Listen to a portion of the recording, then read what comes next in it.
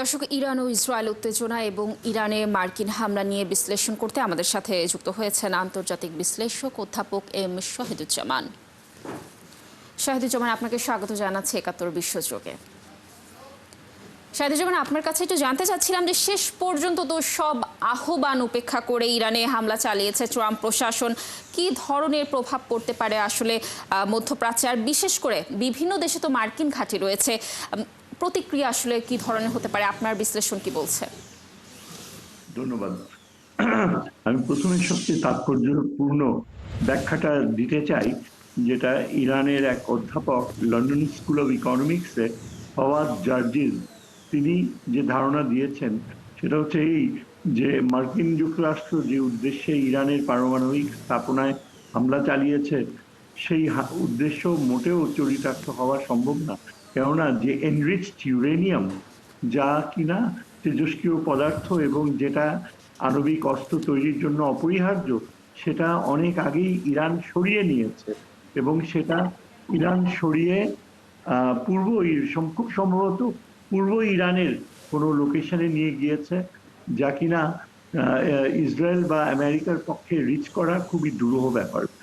আর যেখানে হামলা করেছে সেখানে আমরা জেনেছি যে তেজস্ক্রিয় প্রতিক্রিয়া ঘটেনি। খুব সম্ভবত ইরান অলরেডি এইসব স্পর্শকাতর রিঅ্যাক্টরগুলো টেম্পোরারিলি বন্ধ করে রেখেছে এবং কাজেই এখানে সুপার স্ট্রাকচার ড্যামেজ হওয়া ছাড়া খুব বেশি কোনো কার্যকর ক্ষতি করতে পারবে এরকম সম্ভাবনা খুব কম। অবভিয়াসলি ইসরায়েল এবং আমেরিকান প্রেসিডেন্ট মিলে, নেতানিয়াহু মিলে প্রচন্ড অ্যাগ্রেসিভ মিথ্যা প্রোপাগ্যান্ডা চালাচ্ছে যে একেবারে ইরানকে শেষ করে দিল। যা বা কার্যত হয়েছে তা হলো এই যে আমেরিকা নিজেকে প্রমাণ করেছে যে সে আন্তর্জাতিক আইনের চরম লঙ্ঘন করেছে এবং এটা বিশ্বব্যাপী জাতিসংঘ সহ সমস্ত দেশই স্বীকার করবে যে ইরানকে আমেরিকা যেভাবে আক্রমণ করেছে এটা আন্তর্জাতিক আইন বহির্ভূত এবং এটা এখন ইরানকে স্বাধীনতা দিচ্ছে যে নিজের সেলফ ডিফেন্স বা আত্মরক্ষামূলক ব্যবস্থা নিতে।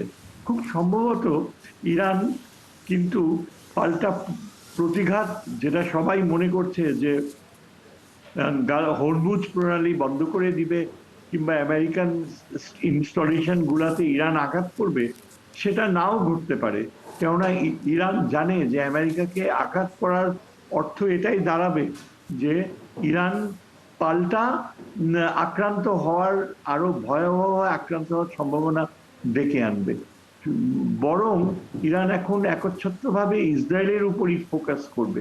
তার সমস্ত সামর্থ্য ও কার্যকর যে অস্ত্রগুলো রয়েছে সেটা সম্ভবত সে ইসরায়েলকে একেবারে পরাভূত করার জন্যই ব্যবহার করবে। আর মার্কিন যুক্তরাষ্ট্র যতখানি হুমকি দিচ্ছে তার মোকাবেলা করার জন্য খুব সম্ভবত চীন বা রাশিয়া এগিয়ে আসতে পারে। ইরানের পক্ষে বর্তমানে এটা একটা প্রচন্ড সুযোগ সৃষ্টি করেছে। মেলবোর্ন ইউনিভার্সিটির এক প্রফেসর বলেছেন যে আগে ইরানের জাতিগোষ্ঠীগুলো বিভক্ত ছিল, এখন আজকে এই মার্কিন আক্রমণের ফলে সমস্ত ইরানিয়ান জাতিগোষ্ঠী একত্রিত হয়ে গেছে। স্পেশালি নতুন প্রজন্ম যারা 69-এর আমেরিকান আক্রমণ রোল সম্পর্কে অবগত ছিল না এবং এই নতুন প্রজন্ম অনেকটাই পশ্চিমা ও আমেরিকার প্রতি দুর্বল ছিল, তারা এখন পুরাপুরি ঘুরে দাঁড়াচ্ছে। তারা এখন সরাসরি মার্কিন যুক্তরাষ্ট্রের যে অত্যন্ত নগ্ন আন্তর্জাতিক আইন ভঙ্গ করা, এটা নিজের চোখে তারা। ধন্যবাদ আপনাকে আমাদের সাথে যুক্ত থাকার জন্য। আমরাও আসলে চাচ্ছি যে ইরান ইসরায়েলের যে সংঘাত রয়েছে তা দ্রুতই শেষ হোক। দর্শক, আমাদের সাথে যুক্ত ছিলেন আন্তর্জাতিক বিশ্লেষক অধ্যাপক এম শাহিদুজ্জামান।